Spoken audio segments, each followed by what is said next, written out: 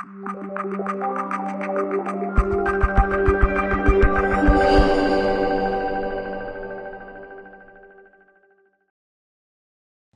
we're ready to teach you how to work on the hips, because the hips are really important. There's one muscle called the piriformis muscle in the hips, and that muscle goes across the main artery that runs into the legs and the main nerve, the sciatic nerve. And people that have sciatic pain, most of the time it's because that muscle's gotten tight and it's constricting the sciatic nerve. But you know what else it does? It constricts the major artery into the legs. And when it does that, there's less circulation in the legs. That's the cause of spider veins and varicose veins for the most part. So remember, we're not treating disease. We're getting our body ready so it doesn't get sick. So I want to show you on Ralph exactly what we're going to do. And then I have somebody coming to model, and I'm going to work on their hips. So Ralph is here, and you can see the pelvis, and you can see the femur, the bone of the leg, and the hip socket right here. And we're going to be working right in this area right here, because that's where the sciatic nerve cuts off the circulation or gets cut off, and that's where the main artery gets cut off into the leg. So everything you're going to see now is right here, and the muscle connects sort of like a fan, and it comes around here like this, and it comes in here like this. So it's a fan.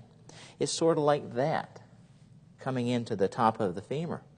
And we're going to work all these muscles right across here.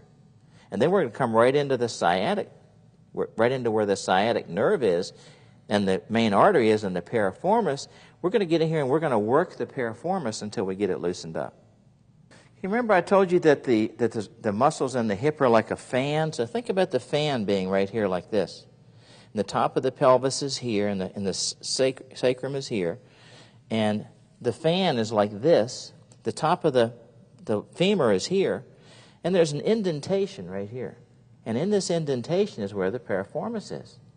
So we're going to start with some strokes across the outside muscles, just across like that. And then we can get a little more specific with our thumb. Now remember, what's our thumb? It's an extension of our hand. It's a tool, right? We're not using our thumb muscles, are we? We're just letting the muscles be an extension of our arm. So I'm working across those muscles. Then I'm going to come down to this indentation right here.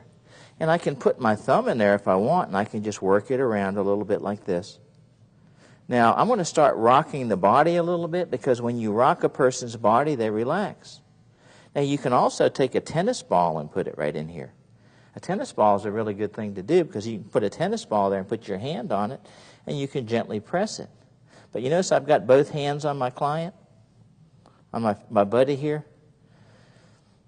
So we're going to get right into this point right here. We're going to get right into it with our fingertips. But I'm going to show you how I do it, and I want you to do it very gently, because this is a very deep stroke.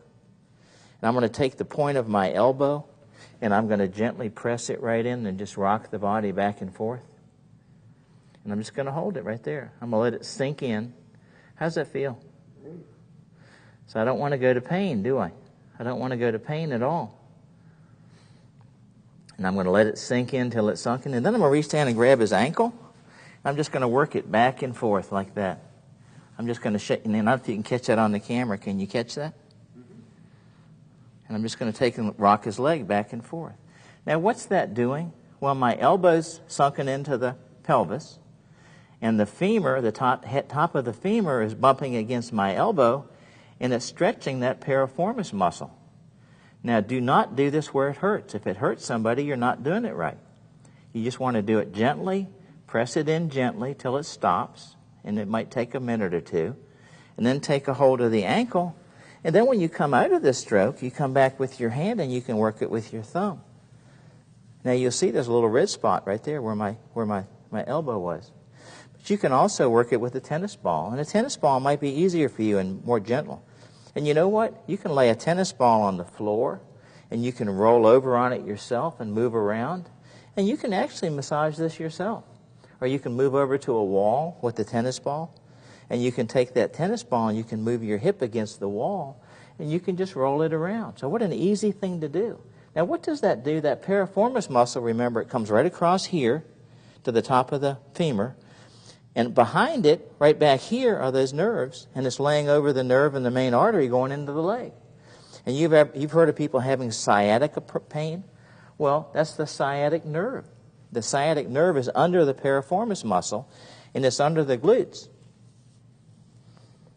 So you've got the gluteus maximus on the outside, the gluteus medius, and the gluteus minimus. Then underneath all of that, and working with it, is the piriformis. So this by itself, with a tennis ball, we're not talking about getting better, are we? We're talking about not ever having a problem. We want to prevent sickness. Well, what is sickness? Well, I'm not going to try to define that for you. Do you think sciatic pain would be considered a sickness? I probably would. You think spider veins in the leg would be something you wouldn't want to have?